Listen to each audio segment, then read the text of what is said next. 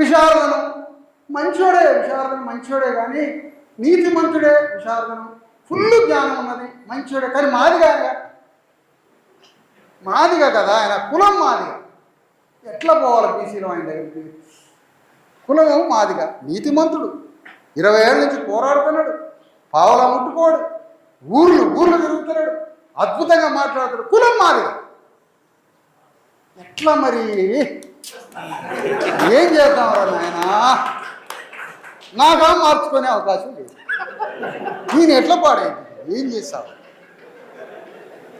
నేనమ్మా అట్లా అబ్జర్వ్ చేస్తున్నాను. ఈ కులం మాది ఎట్లా? ఏం చేస్తావు? అలా ఎవరిని అడగాలి? అమెరికా పోనా, రష్యా పోనా? నేను ఏం చేస్తావు? నీతిమంతుడే, ఇంతకన్నా నీతిమంతుడు పుట్టాడు. మరి మాదిగోడుగా ఎట్లా? పోనీ మా మాదిగోళ్ళనన్నా కులంలో పుట్టిన మాదిగోళ్ళని రమ్మన్నామంటే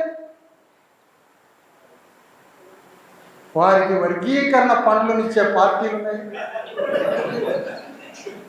వారు ఎట్లా వస్తారు?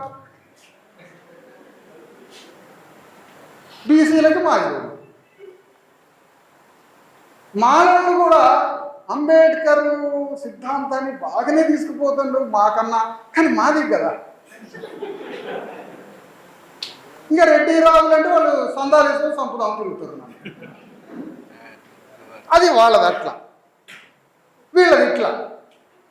మరి తురుకోళ్ళు మాదిగోళ్ళు గాసులు పట్టుకొని పోతే సేమియాలు పోసేవాళ్ళు మాదిగోళ్ళకి, నన్ను రానిస్తారు వాళ్ళు.